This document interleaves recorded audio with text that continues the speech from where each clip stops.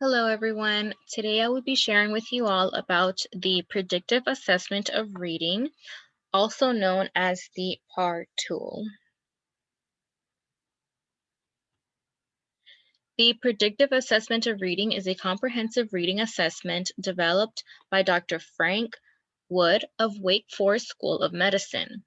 This assessment accurately measures the current level of reading skills.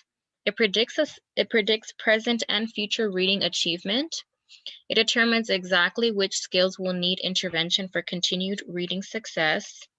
It also suggests intervention strategies and monitors the student's progress. The PAR has 4 subtests based on the skills every child needs in order to learn to read and keep growing as a reader. The PAR is appropriate for all children. This includes typically developing and gifted children, most children with special needs, and ELLs.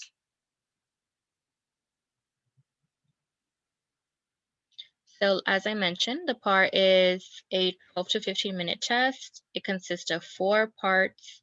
It's used to analyze a child's reading skills, and it provides immediate feedback. Who can administer the PAR? The PAR is designed to be administered by a teacher, 1 child at a time, up to 3 times a year. This includes fall, winter, and spring. And this helps to monitor the progress of each child's reading abilities. And also online resources are available for ongoing progress monitoring all throughout the school year. As far as the PAR kit, I wasn't able to find a very good and clear picture of the kit. This image is actually off of their website. But the PAR kit includes assessment stimulus cards, score sheets, progress monitoring materials to go along with an online platform that allows teachers to get and share student and classroom data with parents and other educators.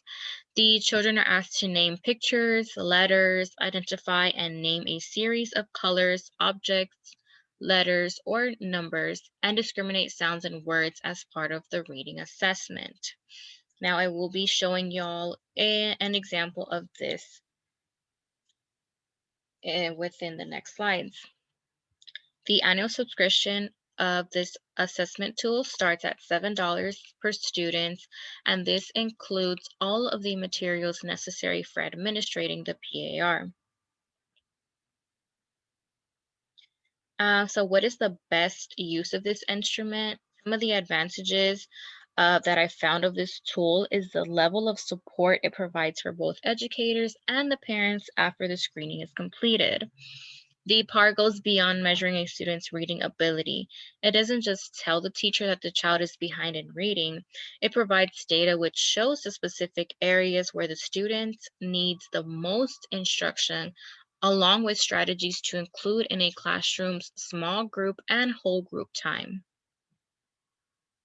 The scoring is computer scoring, so it's a very quick evaluation, and it is norm referenced. The results of the PAR should be used to plan targeted instruction for readers, and the instructional suggestions include the areas of reading in which a student needs the most support and the grouping needed to give each student the appropriate level of attention.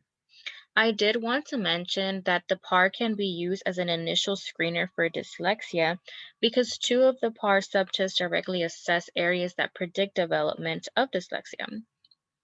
These subtests include phonemic awareness and rapid naming speed. They have been constantly shown to be coexisting predictors of dyslexia. So after administrating the PAR, educators can use the results to identify students who are predicted to struggle in learning to read based on one or both of these areas. As early as kindergarten, educators can identify these students and suggest further evaluation by a qualified professional. As far as the assessments, like I mentioned, there are 4 parts. It includes vocabulary, phonemic awareness, fluency, and phonics. The picture naming vocabulary, so this is looking at a picture of an object and saying the name of the object. This is a good way to measure a child's overall vocabulary or knowledge of word meaning. Vocabulary is the foundation of language itself and is very essential for growth in reading. Phonemic awareness is where the students must understand the individual sounds in a word. So if a child has trouble learning to read, it's usually because of trouble with the sounds in the words. The child may be able to hear and pronounce words correctly, but have difficulty taking the word apart into its individual sounds. For example, being able to say arc when asked to say park without the p sound. Rapid naming fluency, it includes quickly naming familiar items on a page, such as a series of numbers or letters. The letter word calling, so this is looking at a word and pronouncing it correctly, either by sight, so just knowing it, or by sounding it out, which is breaking the word apart. So looking at the word cat, breaking it into k, a, t, and knowing that each sound that the letter makes and then blending the separated letters together make the word cat.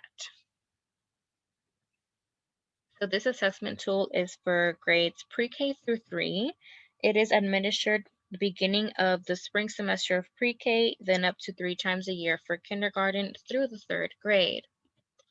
This assessment is offered in English and Spanish, but the Spanish version of the PAR is designed to be administered after the reading version to determine whether any skill challenges or needs measured by the English PAR are needs only in English or whether the same skill needs also exist in Spanish.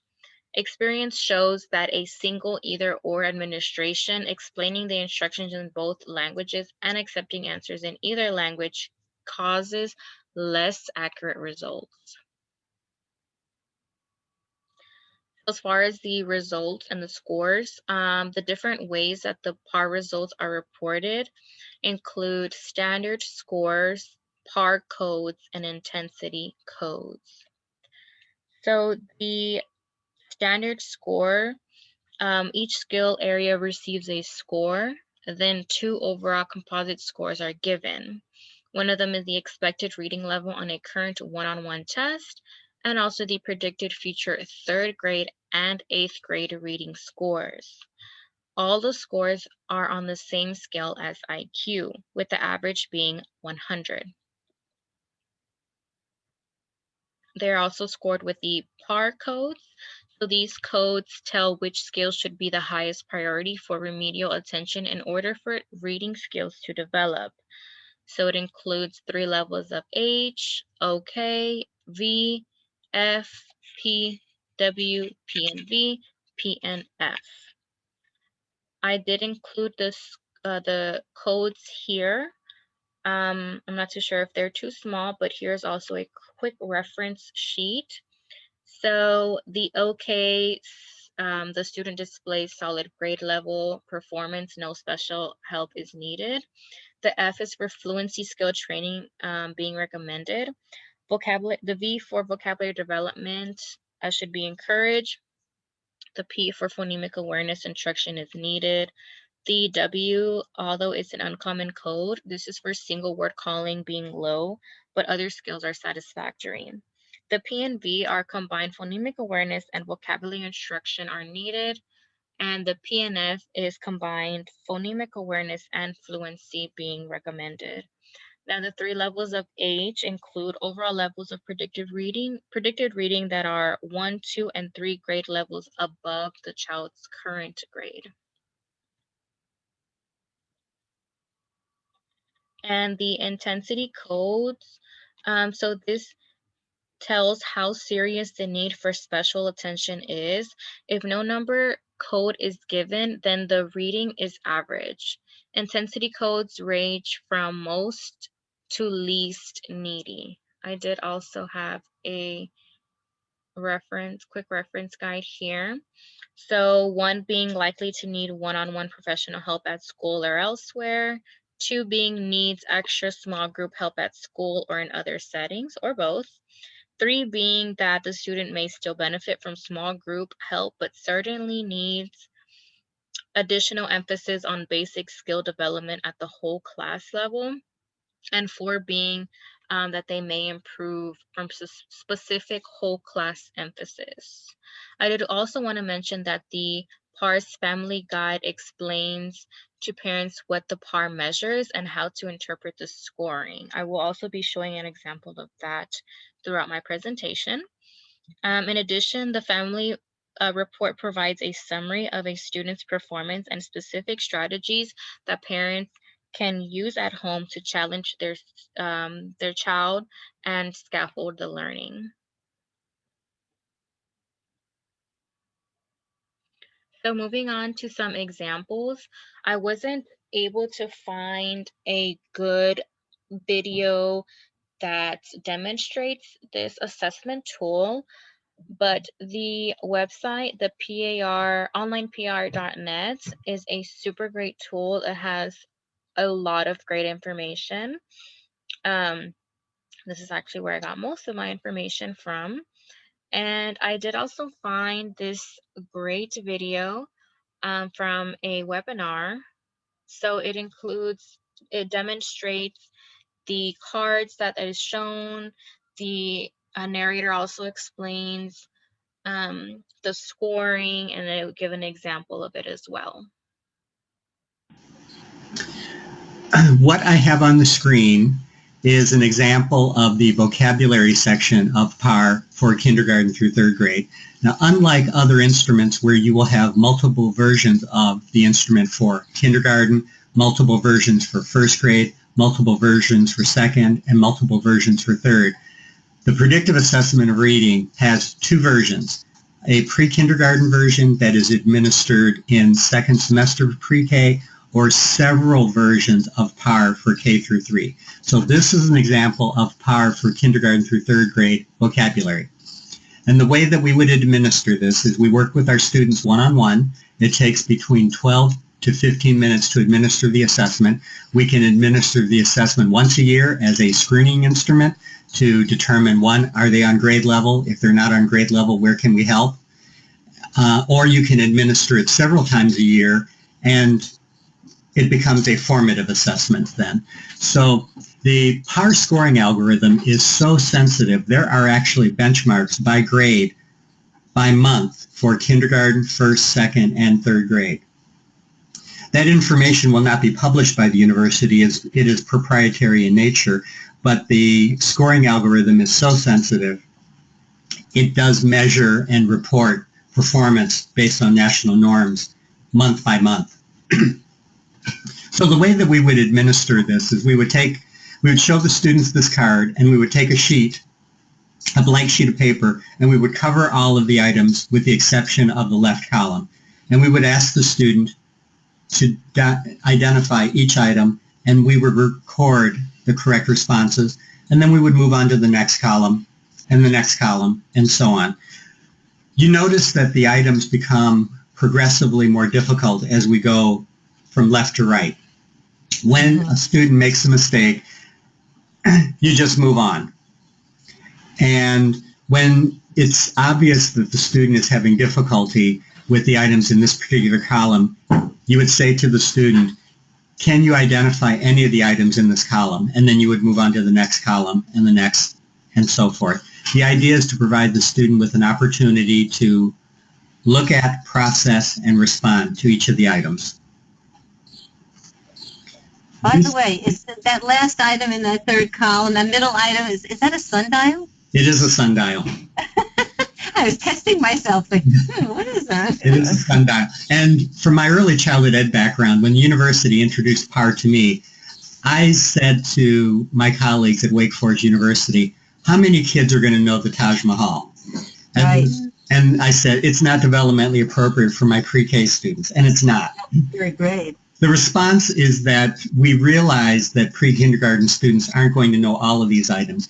We realize that first grade students are not going to know all of these items, but the scoring algorithm does account for what we expect based on national norms for these kids to know.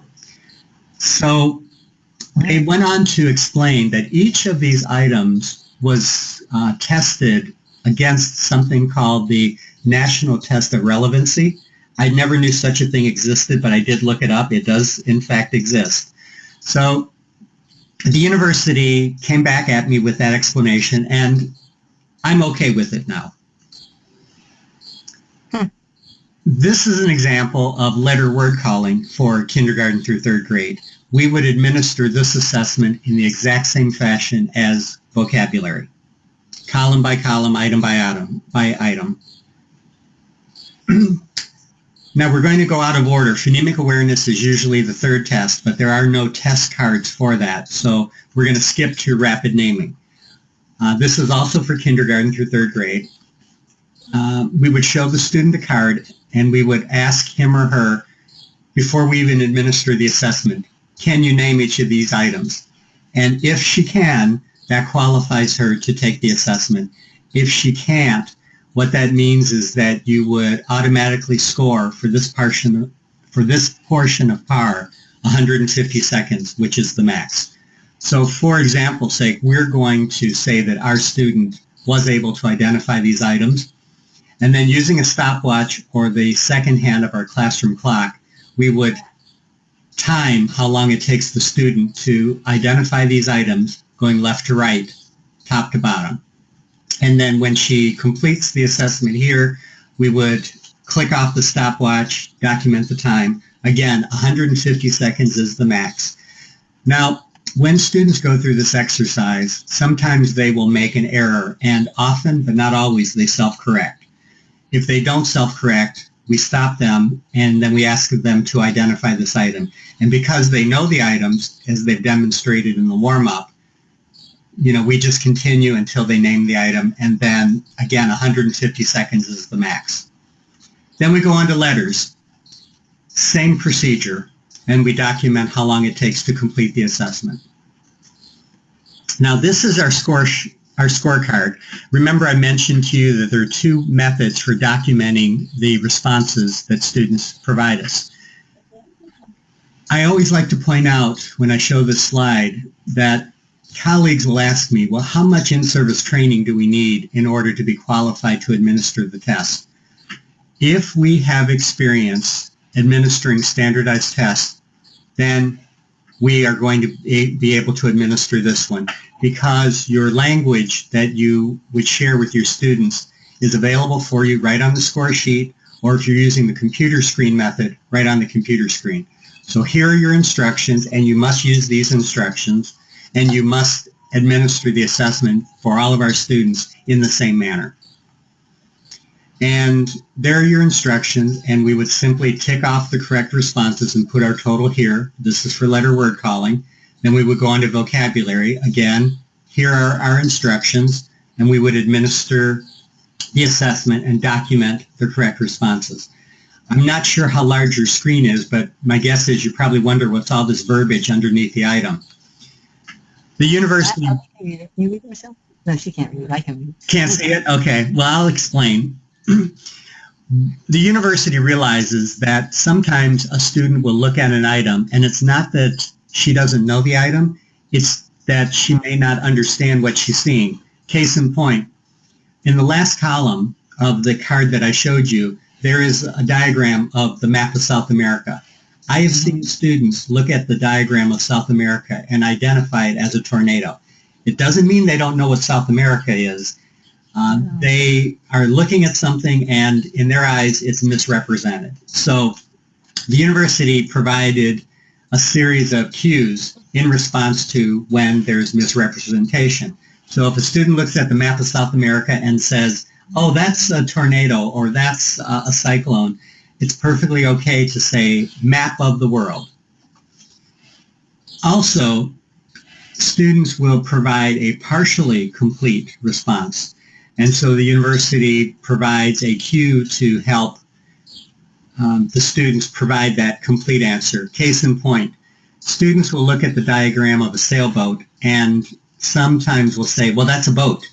That's not an incorrect answer. It's only partially correct, however, so it's perfectly okay to use this cue, what kind of boat. And these are the permissible cues to use. You don't get to make up your own. Mm-hmm. For phonemic awareness, and we didn't, there are no assessment cards for phonemic awareness. It's pretty much an activity where the students listen to you and respond. So for kindergarten through third grade, there are a total of 4 phonemic awareness subtests. We provide 2 based on grade level.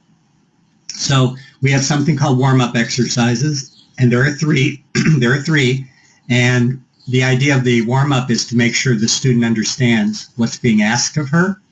And if you have 1 correct response to the 3 warm-ups, that qualifies the student to continue with the assessment. And you tick off your correct responses, put them here, and then you move on to the next. Again, here are your warm-ups. We're looking for 1 correct response of the total of 3. And if we get that, that qualifies her to continue with the assessment. We administer it, click off our correct responses and put our total here. And then you go to rapid naming. Again, the verbiage that we use to administer the assessment is here. When we're ready to start, we get our little handy-dandy stopwatch, and then we begin, and we follow along with the student, and we document how long it takes her for digits, and then we go to letters and do the same thing. With the predictive assessment of reading, in addition to the assessment cards and the score sheets, there is a teacher's manual, aka teacher's guide. There is a technical guide. I call it the research manual. Within the teacher's guide are intervention strategies, and there's a little cheat sheet. I call it the PAR assessment code sheet. There are progress monitoring resources built into the platform. And for progress monitoring, there are 3 simple books. And again, folks get full access to onlinepar.net. The PAR is available as an annual subscription. I feel that it's very affordable. For between 25 and 250 students, the annual fee is $7 per student. Mm-hmm. So I really, like I said, I really enjoyed this quick webinar about the PAR. It included a lot of great information, and I liked how he actually showed the cards, which are on the website as well, and showed the scoring sheet and explained everything as well. The next one I do want to share is this little PowerPoint. So what I liked about this one is that it included the family report. This is also on the PAR website, but so it includes the code, the description. So what I did like is that it's a family-friendly definition of what the code means, that way that the family can better understand it. And it also includes at-home strategies for the parent or guardian to use at home based off of the assessment results.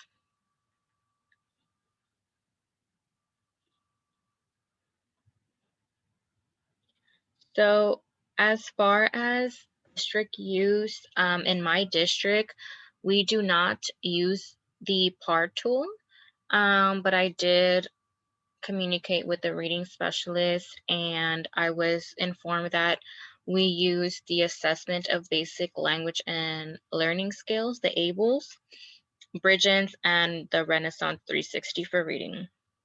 So for the ABLES, this is an assessment tool, curriculum guide, and skills tracking system that's used to help guide the instruction of language and critical learning skills for children with autism or other developmental disabilities. And I do have a little short video. Well, this is the website that I found. So it has the set, but it also includes different ones down here.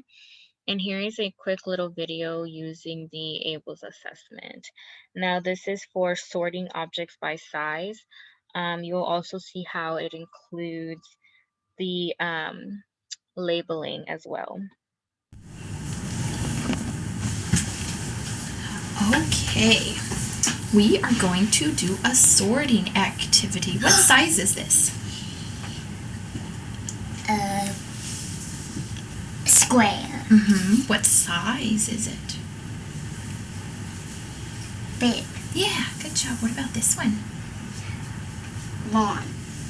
What size? Big. This one's big, so this one is? Small. Okay, but what about this one? Now what's this one? Small. So what is this one? Small. This is small, this is medium, This is big. and this is big. So we're going to put our signs. What's this? Big. What's this? Medium. And what's this? Small. Okay, good job. Now I'm going to hand you some items, and I want you to put them on the right place. Okay.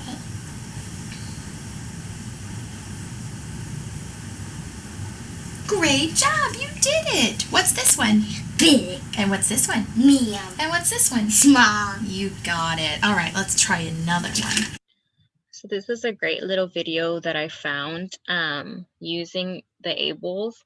As far as for the Bridgens, so the Bridgens includes screeners, assessment tools, and instructional materials for early childhood and special education professionals. So on the website, it does include different assessments. So Bridgens for early childhood, Bridgens Head Start, and Bridgens Special Education. Now looking at this quick little video of the Bridgens, this is for early childhood screeners.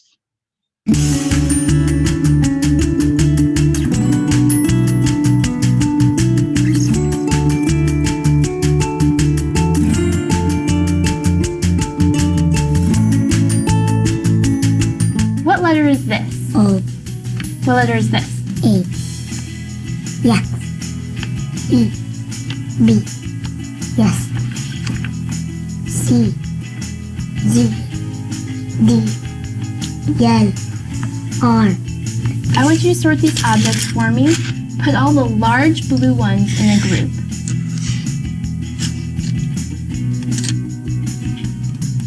Okay. Now put all the small circles in a group.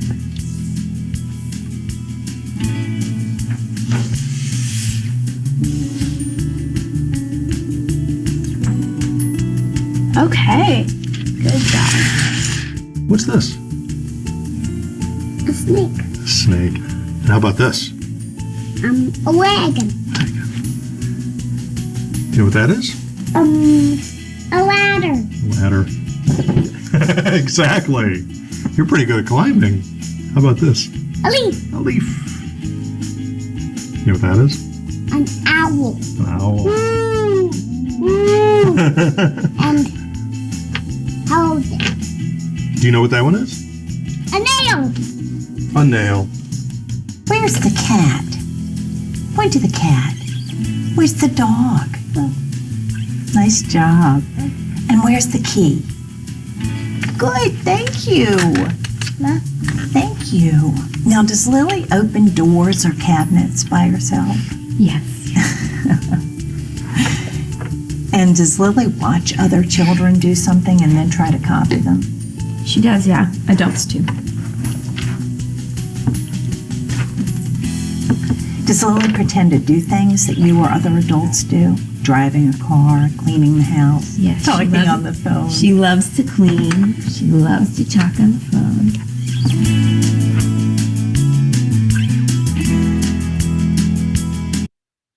This was a great little video showing the Bridgens assessment for early childhood. And I wasn't able to find a good video for the REN 360 used for reading, but it is an online test and it does provide immediate feedback for teachers to look at. So here are my sources. I did want to share very quickly the website of the PAR, onlinepar.net. It has a lot of great information. So about the PAR, the areas measured, the results. It has this is where I got the quick reference guide, administrating the PAR. So here are the kind of the same images that we saw in the little webinar. This one is filled out here. The letter word cards and the picture naming cards as well. It has the progress monitoring with the TEKS, the subjects.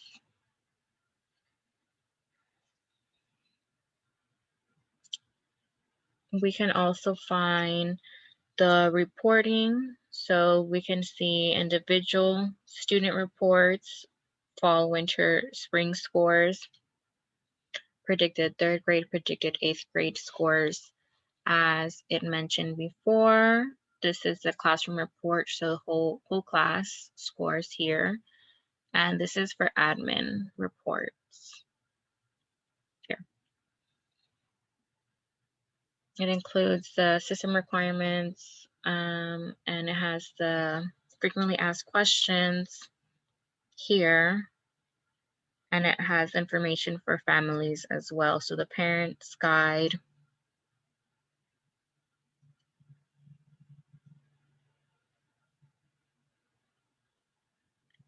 that has a lot of great information for parents to look at to better understand this assessment tool and how they can help their child.